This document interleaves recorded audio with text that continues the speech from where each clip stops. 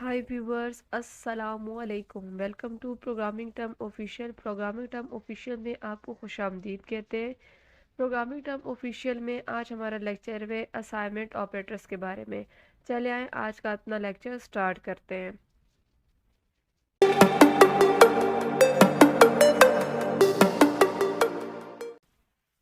सबसे पहले हमारे पास है इंट्रोडक्शन। इंट्रोडक्शन में हम क्या देखेंगे कि असाइनमेंट ऑपरेटर्स को किस तरह यूज़ किया जाता है।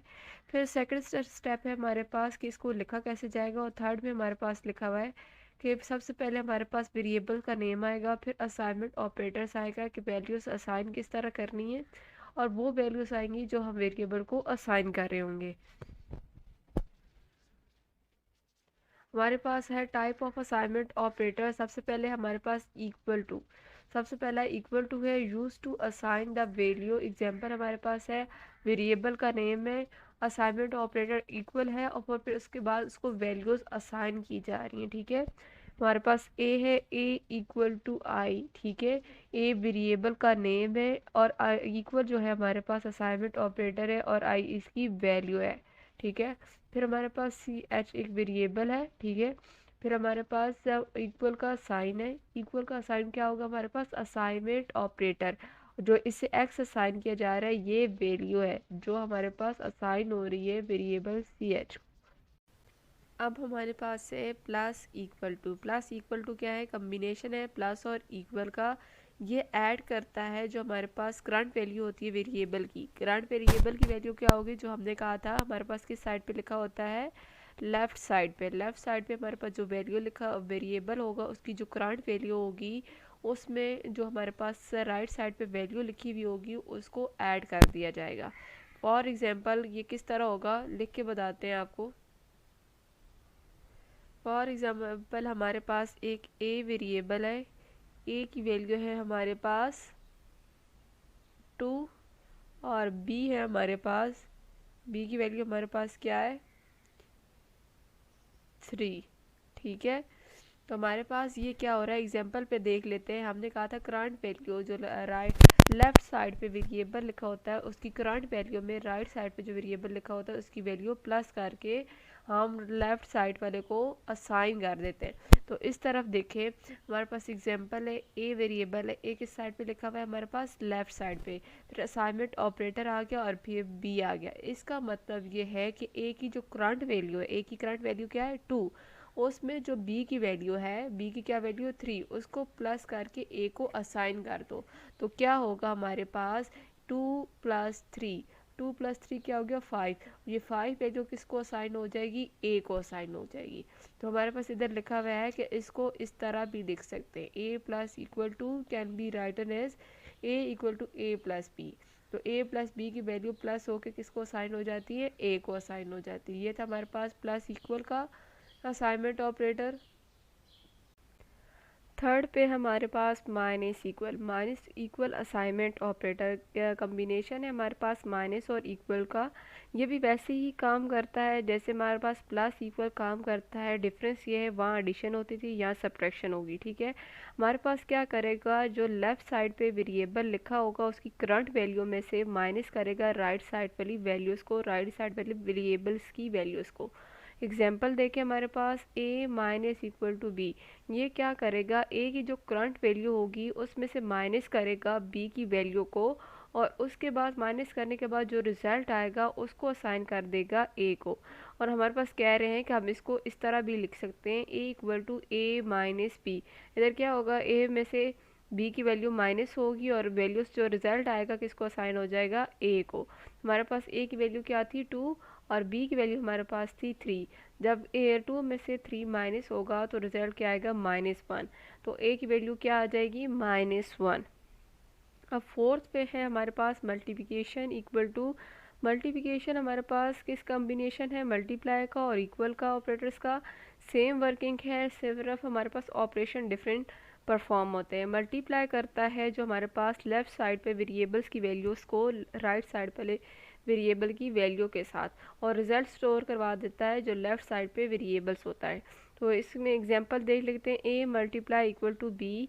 तो क्या करेगा, a की जो करंट वैल्यू होगी उसे मल्टीप्लाई करेगा b की वैल्यू के साथ और जो रिज़ल्ट आएगा a में स्टोर करवा देगा। तो इधर हमारे पास ये देख लें कि हमारे पास इसका रिज़ल्ट ऐसे आएगा a मल्टीप्लाई b, और इसका जो रिज़ल्ट आएगा वो a में स्टोर हो जाएगा। अब हमारे पास फिफ्थ वे है back slash equal. Back slash equal क्या करता है, कम्बिनेशन है हमारे पास बैक स्लैश और इक्वल का।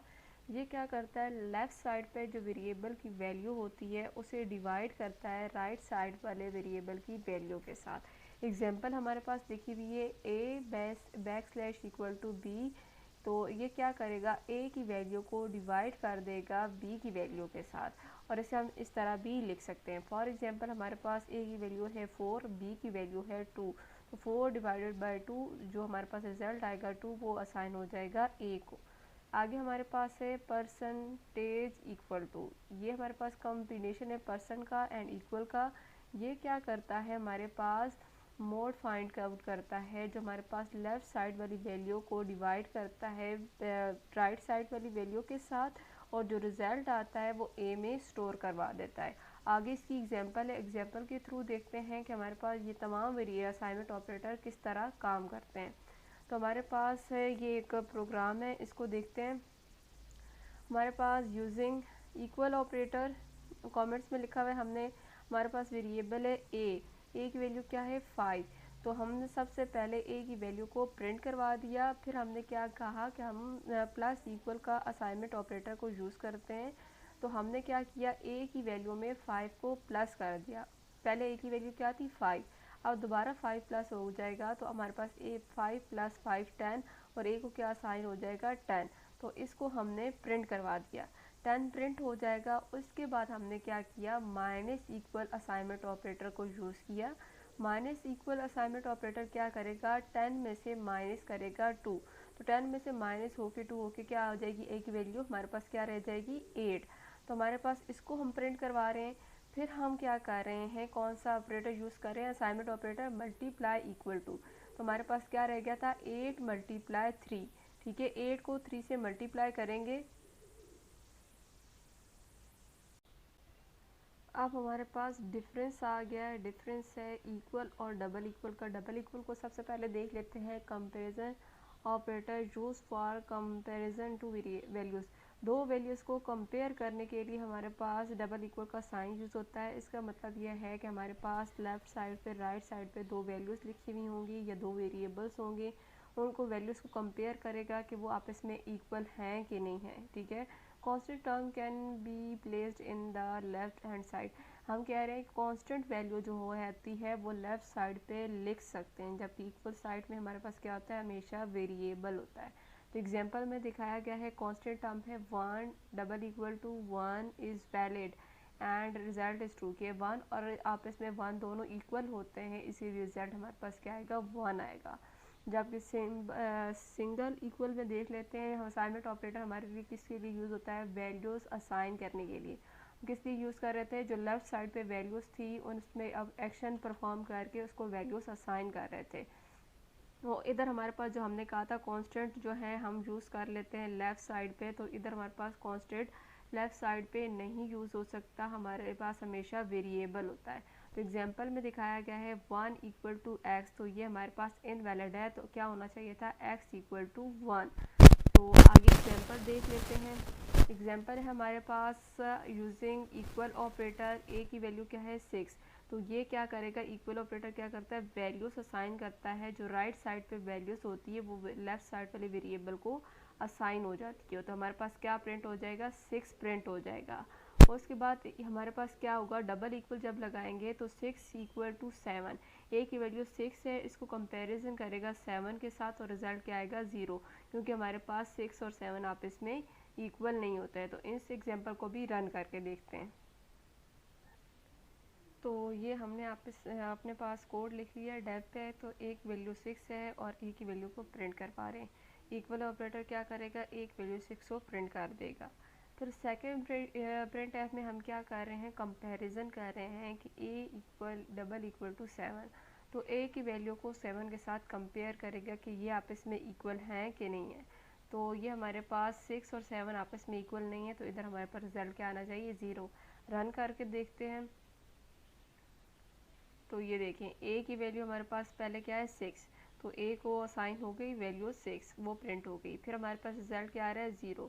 तो इसका मतलब है कि जो डबल इक्वल होगा वो कंपैरिजन करेगा कि आया ये दोनों वैल्यू आपस में इक्वल हैं कि नहीं है, और जो सिंगल इक्वल होगा वो वैल्यूज़ असाइन करेगा लेफ़्ट साइड वाले वेरिएबल्स को।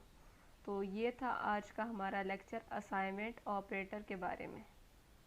असाइनमेंट ऑपरेटर के बाद हमने देखा इक्वल और डबल इक्वल को कि दोनों में डिफरेंस क्या है। उसके बाद उसकी एग्जांपल भी सॉल्व करके देखी। उम्मीद करते हैं कि आपको असाइनमेंट ऑपरेटर जी व्यूवर्स, अगर इससे रिलेटेड कोई क्वेश्चन है असाइनमेंट ऑपरेटर से रिलेटेड तो आप कमेंट सेक्शन में ज़रूर पूछिएगा। तो अगर आपको हमारी वीडियो अच्छी लग रही है तो प्लीज़ हमारे चैनल को सब्सक्राइब कर दें, वीडियो को लाइक कर दें और बेल आइकन को प्रेस कर दें। हमारे चैनल को ज़रूर सब्सक्राइब करें ताकि हर नए आने वाली वीडियो का नोटिफिकेशन आपको मिल सके। मिलते हैं नेक्स्ट वीडियो में, तब तक वेट कीजिएगा। थैंक यू, अल्लाह हाफिज़।